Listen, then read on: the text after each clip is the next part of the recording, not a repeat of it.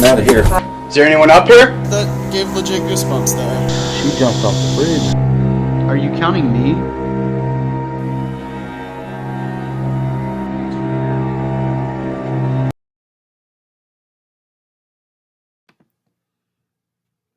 Hi.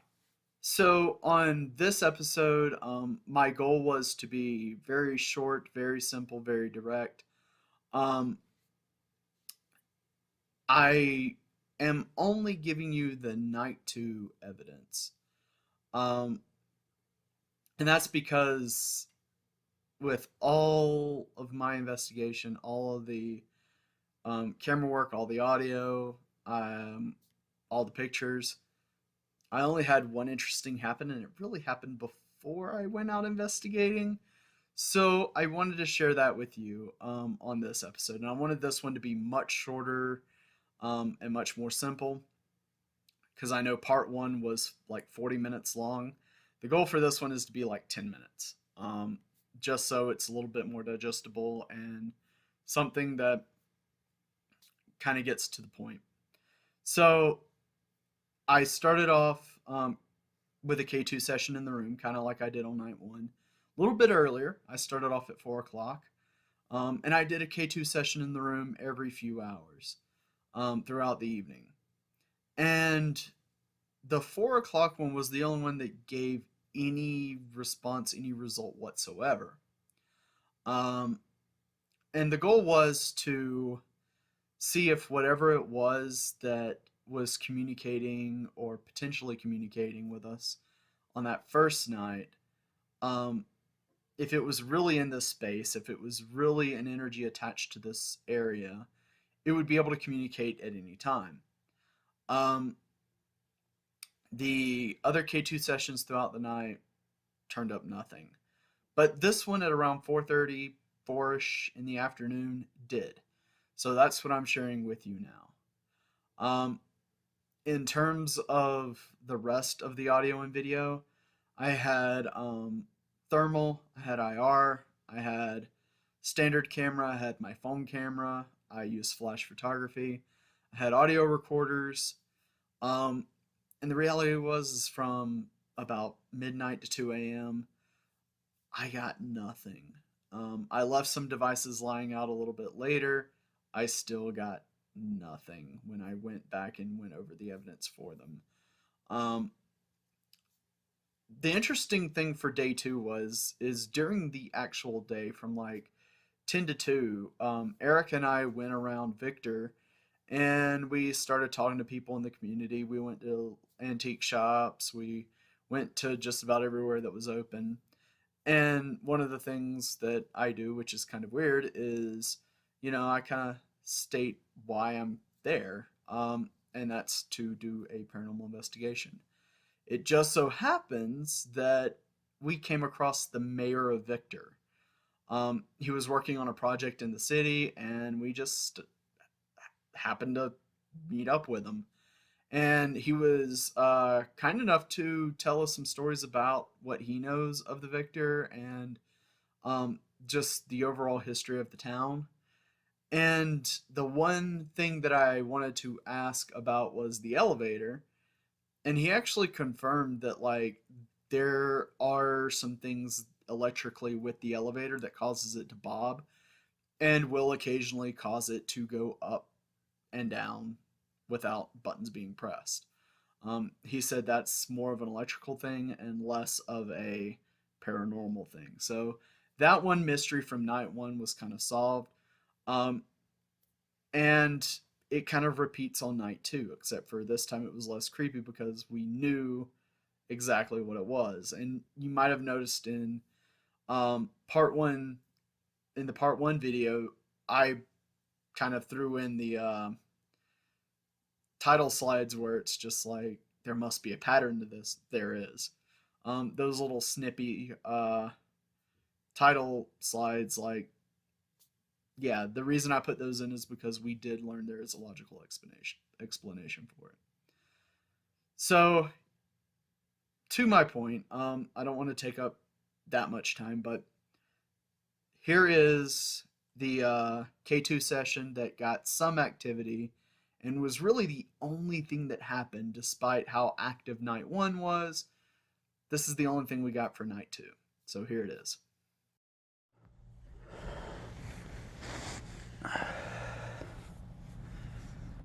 Hello, are you in here with me right now?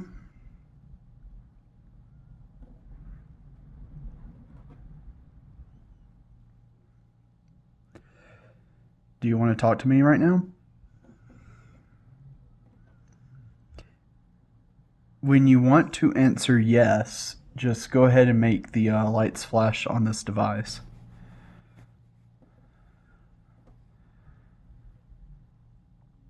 You may also try to speak as loudly as you can. You may also feel like knocking something, banging on something. Whatever you need to do.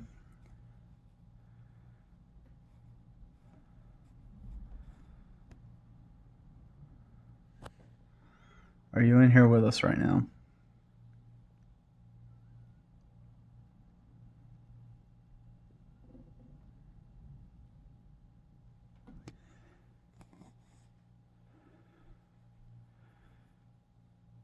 Do you dislike... Oh, okay.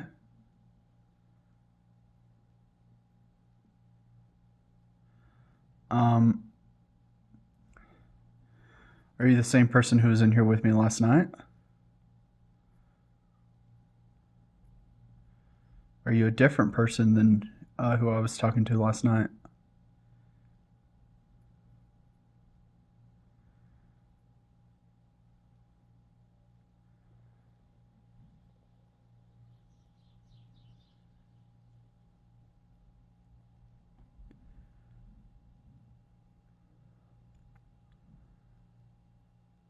Is this your room?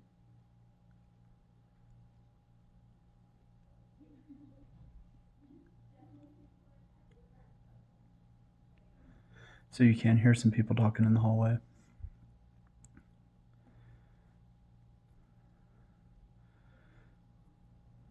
Do you come in here for safety? Like, do you come in here to be left alone?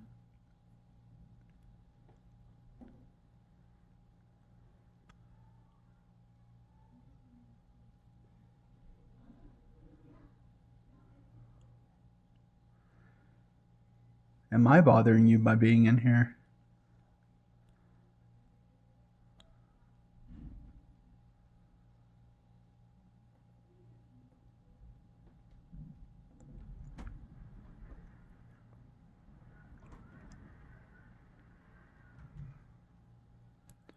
Do you want me to leave you alone?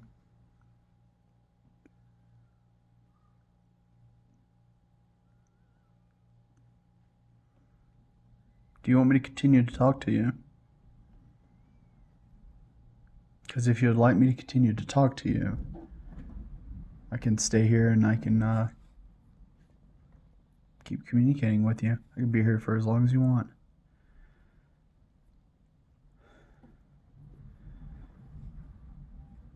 Do you feel like I treat you well?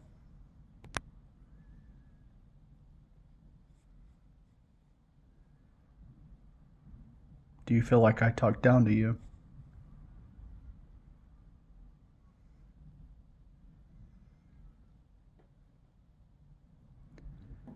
Do you get tired of answering questions on devices like this?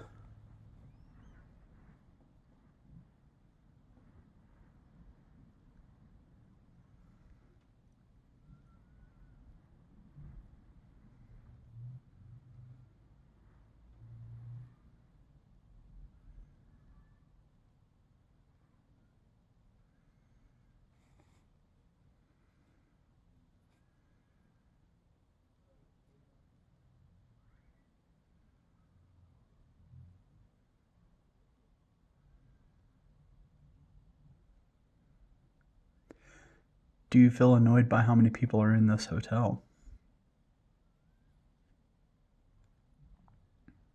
For the record, you can hear people and specifically children playing outside.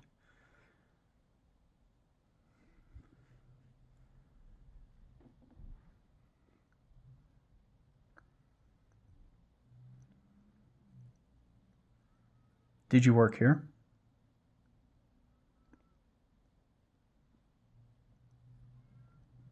Did you live here?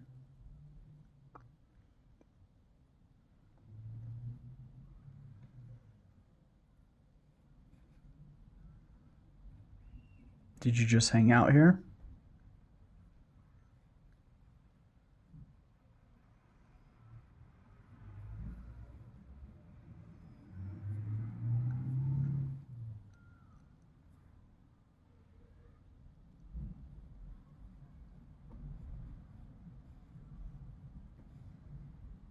Did you have consumption?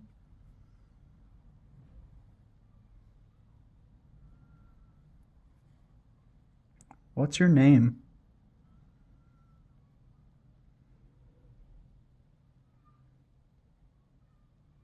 Last night, I was left believing that there could possibly be 4 people in this room. Um, if there are 4 of you in this room, could you give me an affirmative? Can you make the lights go off so that I know that there are 4 of you in here?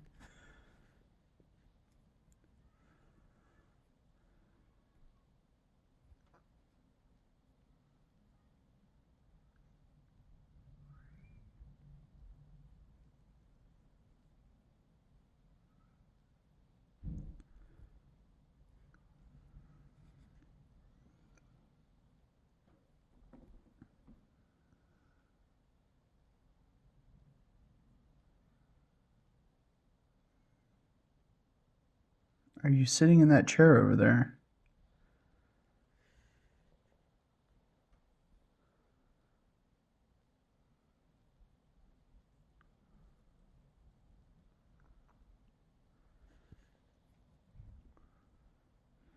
If you don't mind reaching over here to make this device go off, would you like for me to move some of my stuff out of those chairs? If you make the lights go off, I know that's what you need, and I can do that for you.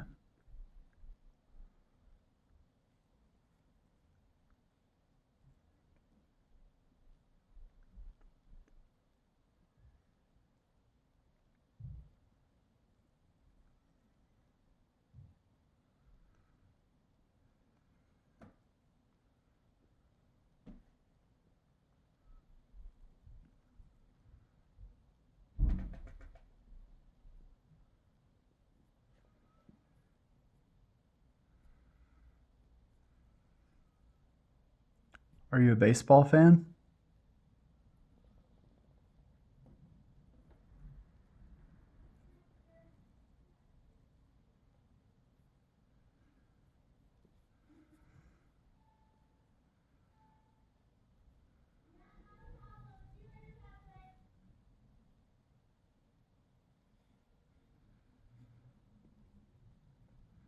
Again, those are people in the hall.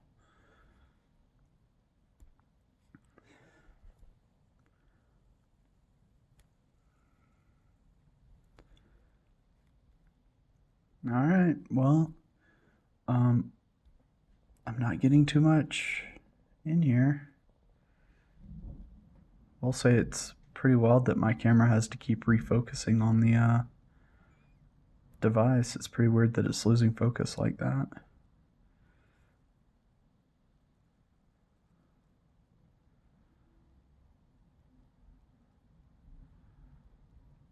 Okay.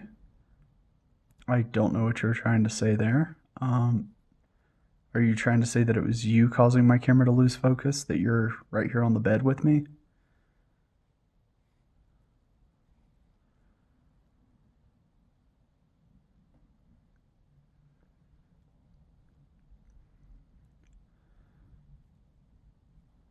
All right.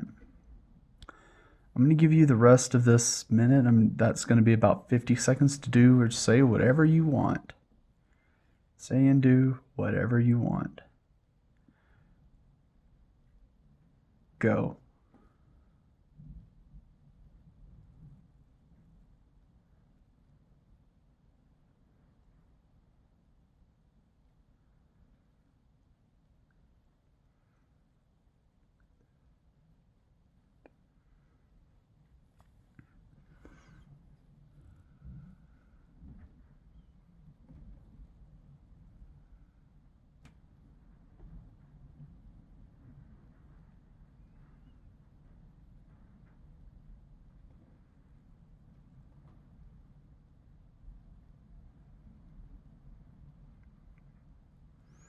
All right. Thank you for your time. I'm turning off the cameras.